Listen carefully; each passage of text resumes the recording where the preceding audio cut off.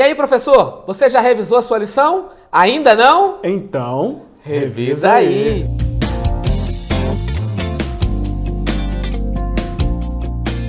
Ok, lição de número 10. Esse trimestre está passando rápido demais, já estamos chegando aí no fim do ano. Pois é, já mas rápido, né, o pastor? fim de um trimestre também.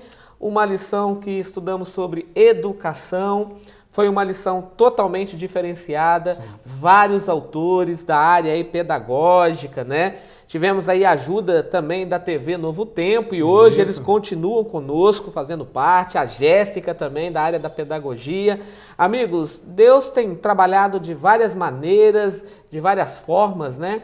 E Ele tem alcançado o objetivo primário dele, que é o nosso coração, né? Com certeza. Pastor Bruno, seja bem-vindo mais uma vez. Obrigado. É muito bom tê-lo conosco. Você também professor, diretor da Escola Sabatina, aluno, secretário, pastor, todos aí estão envolvidos aí conosco, né? Pastor Bruno, vamos começar com oração. Ok. Pedir que você possa orar então, pedindo as bênçãos sobre a Escola Sabatina, sobre o professor, pastor, aluno, ou seja, o pacote completo aí. Oremos então. Obrigado, Senhor Deus, por mais uma oportunidade de estudarmos a Tua Bíblia. E agora nós vamos recapitular um pouquinho a lição número 10, que fala sobre educação e ciência. Por favor, nos ajude, esteja também com os professores e as pessoas que estão nos acompanhando. Amém. É o que pedimos e agradecemos por Jesus. Amém. Pastor Patrick, então hoje podemos chamar aí o pessoal da Novo Tempo? Pode chamar. Então eu vou chamar o Wagner, hein? Ok. Ô Wagner, dá a dica pra gente aí, o que você tem pra dizer pra gente? Saber fazer perguntas é uma das habilidades de mais destaque para qualquer professor. São as boas perguntas que induzem os alunos a refletir, analisar e ponderar acerca de determinado assunto, resultando no engajamento tão almejado durante uma classe. Com antecedência, o professor pode designar aos alunos perguntas de reflexão acerca da lição da Escola Sabatina. Eles preparam as respostas e introduzem o debate no sábado pela manhã. Durante os momentos da unidade, o professor dirige as perguntas, monitora o tempo, sumariza o debate e leva os membros às aplicações. Você pode selecionar perguntas da própria lição e dar tempo para que os alunos as discutam em dupla e apresentem as suas compreensões ao grupo maior. Professor, a dica de hoje é: faça boas perguntas. Elas são a melhor forma de conseguir a participação dos alunos. E temos também conosco a Jéssica. Opa! Jéssica, temos uma pergunta para você da sua área pedagógica aí, ok? É sempre baseada, e as nossas perguntas sempre são baseadas na lição de sexta-feira. Nós temos ali uma, duas, três, 4 perguntas, né? E a pergunta de número 3. Embora nem todos sejamos professores, ensinamos com palavras e ações, de modo intencional ou inconsciente. Agora, quais hábitos devemos cultivar como alunos de Cristo e professores do mundo? Diga aí, doutora Jéssica. Olá, querido amigo professor. Agradeço a oportunidade de estar mais uma vez aqui contribuindo na nossa rica lição. Através do exemplo, essa é a nossa maior pedagogia. A Bíblia é o nosso ponto crucial nessa caminhada. Professor, através da Bíblia, você vai pegar todos esses riquíssimos conteúdos e colocar em prática na nossa vida. Ou seja, a Bíblia, ela não é só uma escritura, mas ela precisa ser vivida. Ao estudar a nossa lição, eu me lembrei do exemplo do bom samaritano. E esse exemplo precisa ser colocado em prática nos dias de hoje.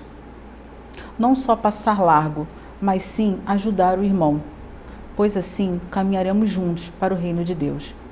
Pastor Bruno, a lição de número 10 é uma semana mais filosófica, uma lição mais informativa, né? Isso, ela tem mais informação do que dicas, né, pastor Patrick? Justamente. E um outro detalhe, pastor Bruno, ela trabalhou com um fator principal que faz toda a diferença hoje. Qual é? Porque nós estamos aí divididos, né? Você tem evolução e criacionismo, O né? criacionismo é a chave aqui da lição, Justamente. né? E aí você tem a contrafação aí, né?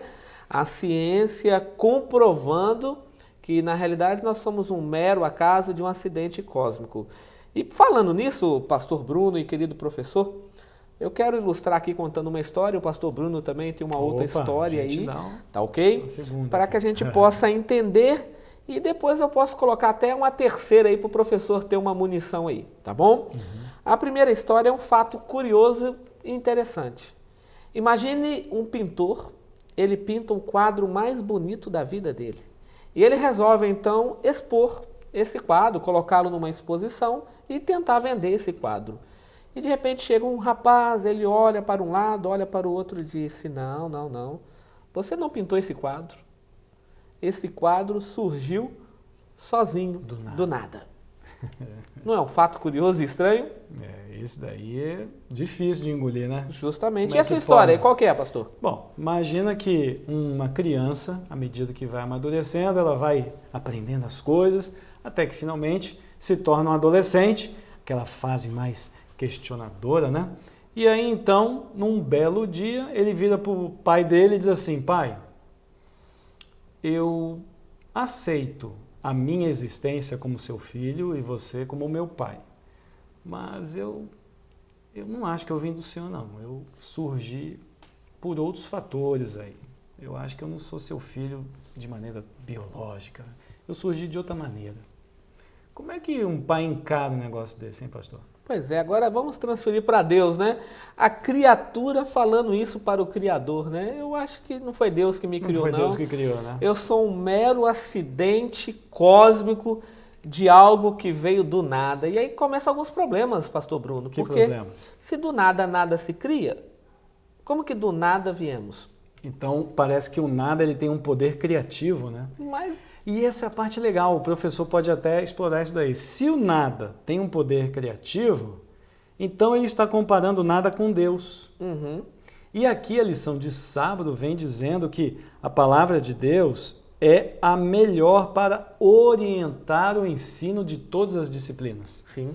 Ou seja, se é para eu acreditar que Deus criou, então eu vou para o lado de Deus. Agora, se a pessoa escolheu nada que criou, como é que o nada vai guiar alguma coisa? Justamente. E a lição ela é bem clara.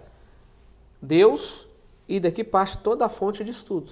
Mas com Deus sempre no centro. O problema hoje é que querem tirar Deus do centro e colocar o homem, né? O homem tem as respostas, né? Isso. O homem vai saber responder. A lição trabalhou muito bem isso. Eu falei que contaria a terceira história, pastor. Para ajudar também o professor a ilustrar aí, não que eu quero que o professor fique ali enrolando o tempo, mas muitas vezes a história faz a pessoa refletir um pouco, né? Essa história é um fato que ocorreu na Alemanha, então não me recordo os nomes dos personagens, então eu vou trazer para o Brasil, vamos parafrasear aí, né? Colocar nomes aí, nomes conhecidos como Maria, João, Pedro, né? Pronto. Maria estava na sala de aula e a professora defendia a evolução e a professora começou a usar todos os argumentos científicos de Charles Darwin e tal e tal. E aí a aluna, terceiro ano, média de 9 a 10 anos de idade, levanta as mãos e diz, professora, a senhora está errada. E a professora, por que eu estou errado? Porque minha mãe e meu pai me ensinaram que viemos de Deus, fomos criados de Adão e Eva.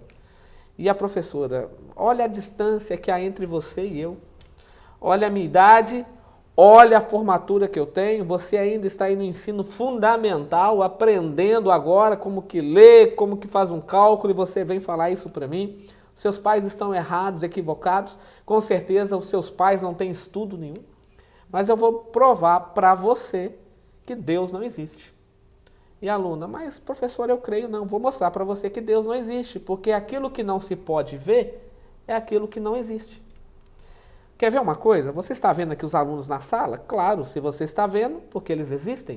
Você consegue me ver? Claro, se está me vendo, porque eu existo. Você está vendo Deus? Não, professora, Deus eu não consigo ver. Percebe, Maria? Porque Deus não existe. Maria ficou sem palavras e ela foi assentando, cabisbaixa, né? Aí Pedrinho levantou a mão e disse assim, professora, eu posso fazer as mesmas perguntas para Maria? E Maria disse, não, a professora já me deixou sem respostas, fique tranquila. Você está vendo as crianças? Sim. Se está vendo, porque existe. Você está me vendo? Sim. Se está me vendo, porque eu existo. Você está vendo a professora? Sim. Se está me vendo, está vendo a professora, porque ela existe. Maria, você consegue ver o cérebro da professora? A Maria olhou e disse, olha, eu consigo ver a professora, mas o cérebro dela eu não consigo. Professora, de acordo com a sua teoria, a senhora não tem cérebro. Pronto, resolveu o problema. Se é aquilo que existe pode ser visto, então ela está em sérios problemas, né? E a lição, ela trabalhou muito isso. Não é que Deus queira provar sua existência, mas Deus tem algumas coisas criadas por Ele que provam a sua existência. E aqui, pastor Patrick, a gente pode até introduzir o verso para memorizar. Isso aí. Que ele é muito legal, se encaixando com essa ilustração muito bonita que o senhor contou. O verso diz assim, os céus proclamam a glória de Deus e o firmamento anuncia as obras das suas mãos. Ou seja, é uma parte muito poética, né? Muito bonita. Olha, os céus, o firmamento. Mas aqui entra a beleza de Deus. Deus, ele é tão belo, é tão poético, que até os céus proclamam isso daí. Onde é que tem beleza e poesia no nada, né? Então agora, pastor, a gente pode sim começar a trabalhar com essa parte aqui da lição de domingo. Justamente. Que vai explorar, por exemplo, a história aqui de uma consciência, de uma mulher grávida, de o apóstolo Paulo em Romanos. O que o senhor quer explorar dessa lição aqui, pastor? Pastor Bruno e querido professor, existe um texto-chave aqui que é Romanos, capítulo 1. Esse aqui o é verso muito bom. 18 até o verso 21.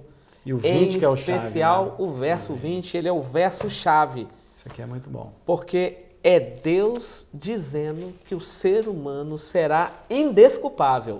Eu tenho aqui já, pastor. Eu gostaria que você pudesse ler O 20. o 20, por favor. Porque os atributos invisíveis de Deus, assim o seu eterno poder, como também a sua própria divindade, claramente se reconhecem, desde o princípio do mundo, sendo percebidos por meio das coisas que foram criadas. Tais homens são, por isso, indesculpáveis. Olha aí. Uma linguagem também bem poética aqui, Justamente. né? Casando aqui com o testemunho da criação, os céus, o firmamento. Então, o próprio Davi disse, né? O céu proclama, né? A natureza, ela mostra que ela tem uma origem. E a natureza, falando aqui na lição de domingo, mulher grávida, quanto tempo ela vai ficar de gravidez? No máximo 9 meses, né? Sim. Pode ter algum nascimento antes. Acelerado aí, né? Mas a natureza tem um tempo que obedece direitinho, né?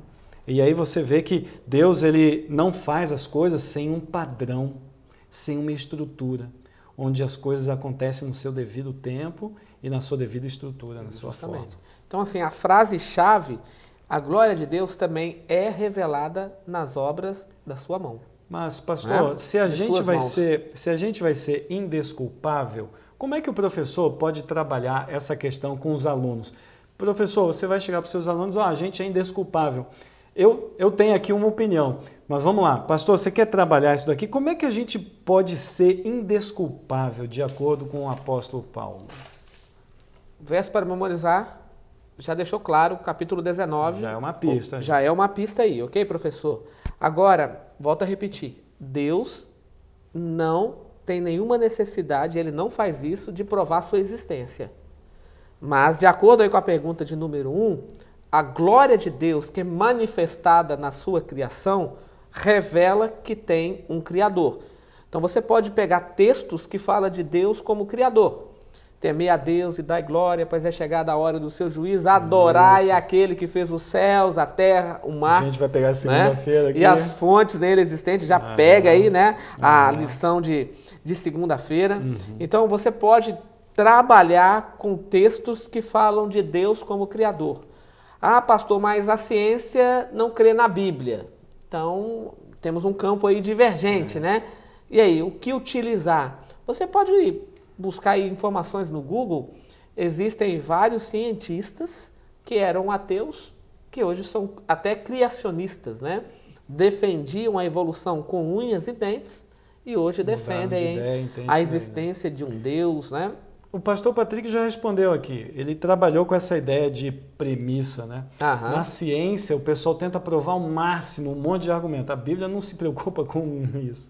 A Bíblia simplesmente diz, Deus existe, Deus fez, e o que Deus fez é muita coisa. Né? Sim, sim. Então, quando a Bíblia fala que é indesculpável, a Bíblia está querendo dizer o seguinte, qual é a fonte que você bebe?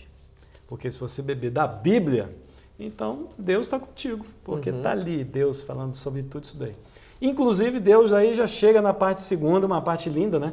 Que fala sobre a beleza da santidade. Sim, mas a beleza está em Deus ou está nos olhos de quem vê, pastor Patrick? Rapaz, eu creio que nos dois, né? Está nos dois. Porque na realidade aqui a expressão a beleza da santidade tem a ver com a posição do adorador com o seu Criador.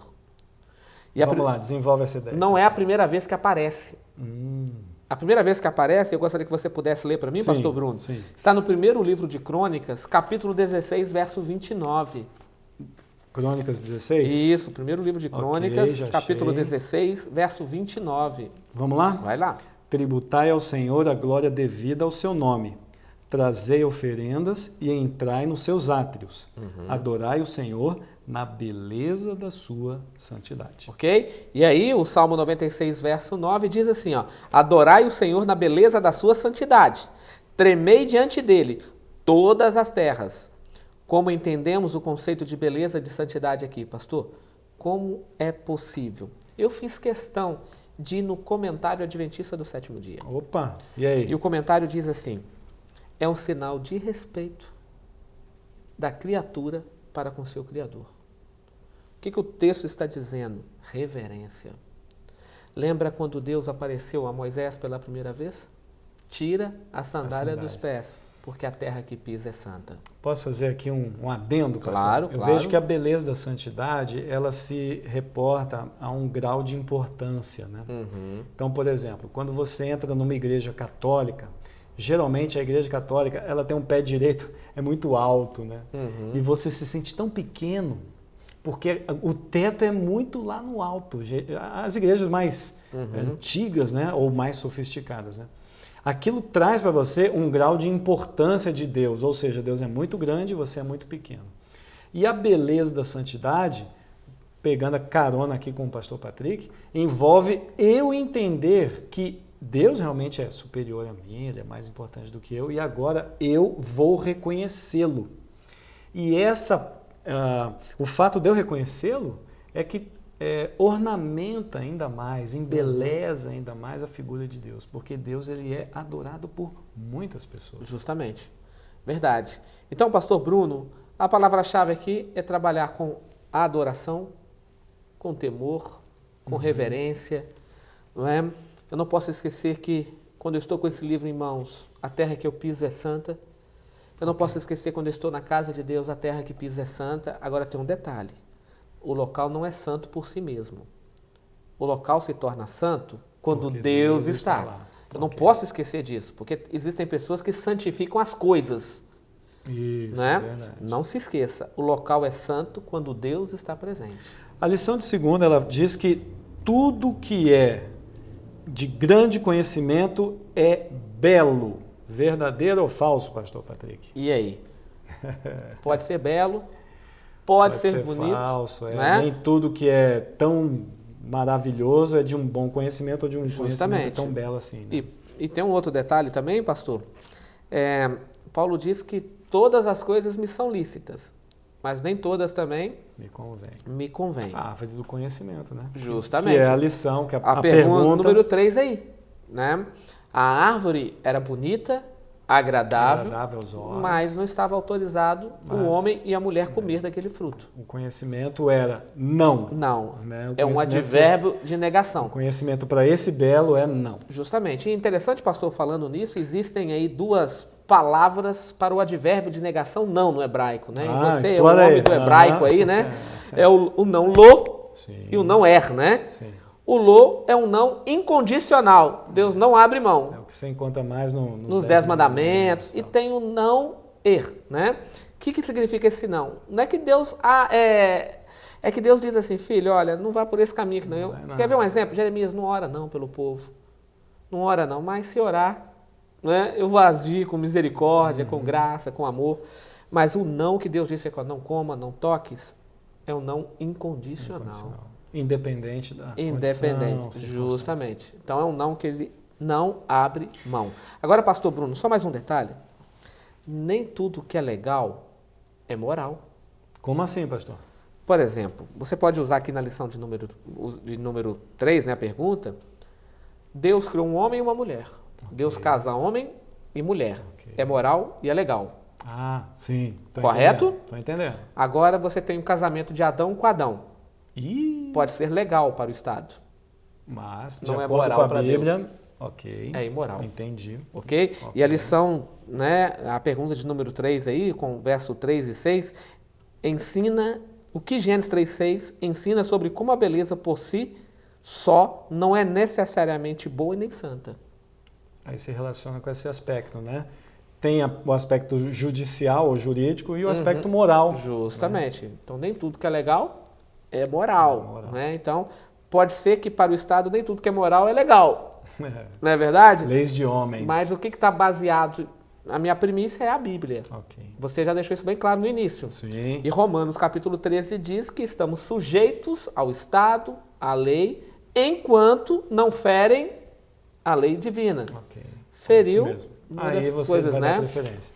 E na sequência, esse conhecimento aqui na lição de terça-feira, ela diz que eu achei muito interessante, é que existem conteúdos que devem ser atualizados, porque às vezes as pessoas são muito intelectuais, muito inteligentes, mas aquele conteúdo parece que parou no tempo.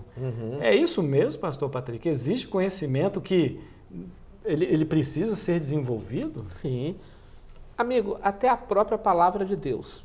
Não que ela tenha que ser atualizada, como alguns estão dizendo por aí. Tem que tomar cuidado. A Bíblia é mais atualizada do que o jornal que vai ser escrito amanhã. Com certeza. Não tenha dúvida disso. A Bíblia é para todo o tempo, ok? Ela não está presa a quando ela foi criada. Você percebe que Deus fala conosco através dela em tempo real, né? Sim. Deus fala em tempo real. A Bíblia é um livro online, né?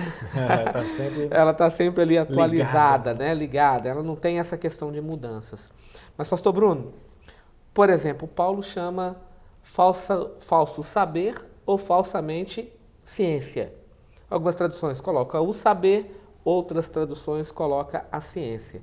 E o que mais percebemos que estão estacionados aí com uma fala que para nós criacionistas é uma falácia. Uma narrativa. Uma narrativa porque eles ficam presos em teoria, né? Ficam presos em teoria. A teoria dá até um exemplo, né?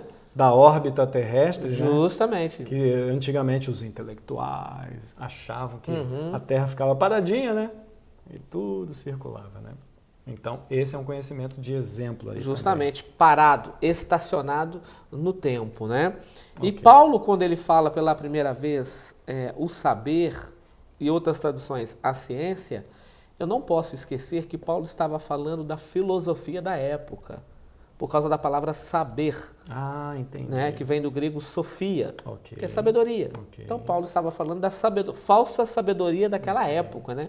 E Paulo era um grande filósofo. Sim, um estudioso, né? Justamente. Ele não falava de bobeira, não. Não, mas ele usou a filosofia para aproximar ele de Deus.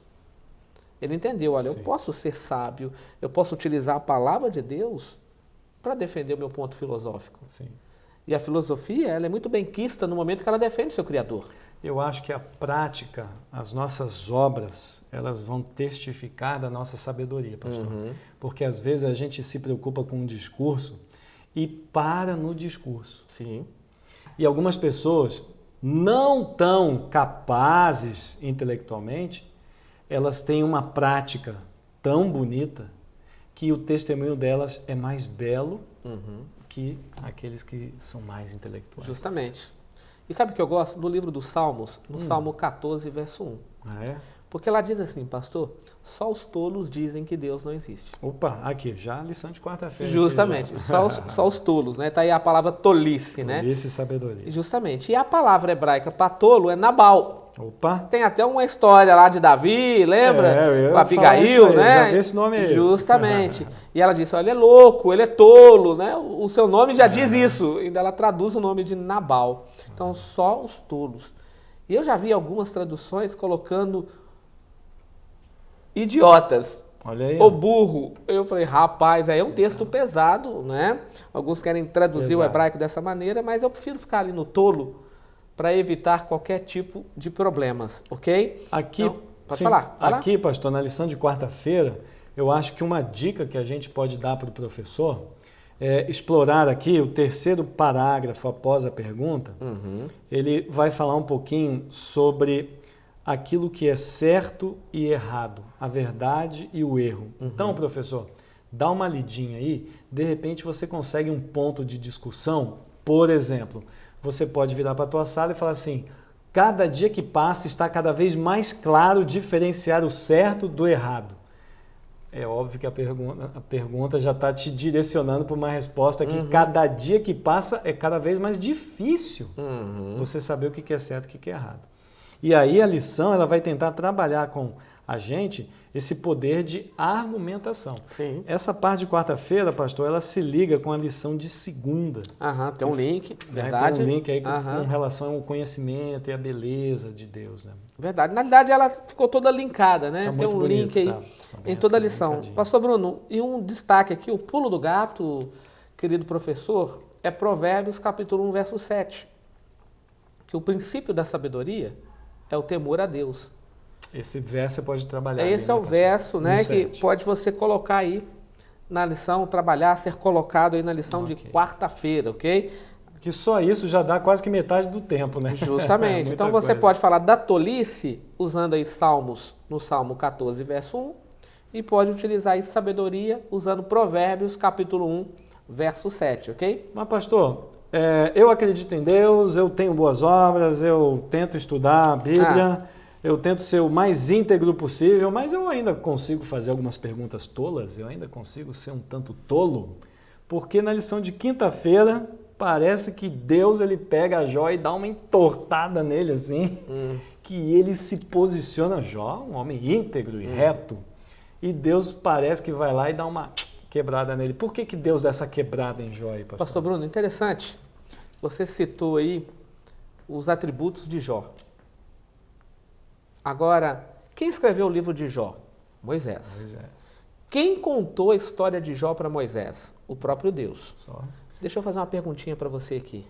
Se Deus fosse contar a sua história, o que Deus teria para contar? Eita, pastor, essa pergunta foi difícil, hein? Você já parou para pensar nessa, professor? Será que Jó imaginava que um dia a história dele seria contada? É verdade. Não é verdade? Jamais passou pela cabeça dele. Jamais. Muito e aí Deus difícil, atribui um fato inédito na Bíblia. Deus diz, ó, Jó é reto, temente, desvia do mal e íntegro. É Deus dizendo, não é qualquer um. Deus está vendendo peixe. É Deus vendendo peixe, correto? Só que o grande conflito atinge Jó. Satanás faz de tudo para destruir Jó. Satanás cria o palco e o ator principal está lá. É Jó. Jó, o verdadeiro adorador. Aí Jó perde filhos. Uma tragédia. É uma dor irreparável no coração humano, porque depois do pecado natural, que o filho enterre um pai e uma mãe. Agora, o pai e uma mãe enterrar o filho é uma dor insuportável. E os psicólogos rezam que não tem cura. A cura, ela é maquiada com a esperança da volta de Cristo. Me desculpe usar a palavra maquiada, mas é porque está lá, o machucado, né? Está ali a ferida. Uma coisa é enterrar um filho, agora enterrar 10, Jó enterrou os 10. Jó era um homem rico, perdeu tudo que tinha. Além dos filhos, ainda tinha patrimônio. Perde patrimônios, funcionários, tudo que tinha, e agora perde a saúde. Jó era um homem que tinha tudo para chutar o balde. Mas o texto diz que mesmo assim não pecou. Não pecou. E Jó recebe visitas de 3 amigos. Os amigos jogam ele por terra, a moral dele por terra. Depois surge o quarto, joga Jó também por terra. Coitadinho. E agora Deus se aproxima de Jó e faz 77 perguntas para Jó. Aí, professor, lembra que eu falei? Deus ele dá uma quebradinha em Jó. Mas que tipo de perguntas são essas? Onde você estava? Já começa aí. Né? Quando eu criei todas as coisas, né? Ele coloca Jó num patamar que talvez ele não tenha ainda se colocado. Né? Justamente. Ele apresenta, do capítulo 38 até o capítulo 40, né, essas 77 perguntas retóricas. Deus perguntava e Deus respondia. Deus perguntava e Deus respondia. E sabe o que me chama a atenção, pastor? Que recentemente eu li um texto na linguagem de hoje, do livro de Jó. E Jó faz uma reclamação com Deus que Deus não responde. Ah, é? Deus fala, é muito fácil, o Senhor está em cima. Eu estou aqui sofrendo. Eu estou aqui passando por algo que o Senhor não sabe o que é sofrer. Deus não respondeu ali, mas anos à frente, alguns anos à frente, Deus responde. O Verbo se fez carne e habitou entre nós. Olha aí. E aí Paulo, em Hebreus 4, verso 15, diz que Cristo foi tentado em todas as coisas semelhantes a mim e a você, a Jó. Ele passou por tudo. E com certeza Cristo passou por mais dificuldades do que Jó. É o desgaste emocional de Cristo que me chama a atenção. Justamente. Muito grande. E aí sabe o que me chama a atenção? Hoje Deus pode falar para Jó, eu pisei na terra. Eu sei o que é sofrer. Porque Jó tinha questionado isso. Justamente. Né? E aí, pastor Bruno e querido professor, um outro detalhe. Sabe por que um dia eu e você pisaremos no céu? Por quê? Porque o Filho de Deus um dia pisou na terra por mim e por você. Essa é boa. Não é? Ele pisou na terra por nós. Isso mesmo. Pastor Bruno. Terminamos, pastor? Chegamos ao fim aqui. Acho que já está de bom tamanho. Está de bom tamanho. Professor, que Deus abençoe você, que Deus o guarde, que Deus use você como instrumento poderoso na mão dele. E lembre-se, eu estudo a lição. E você?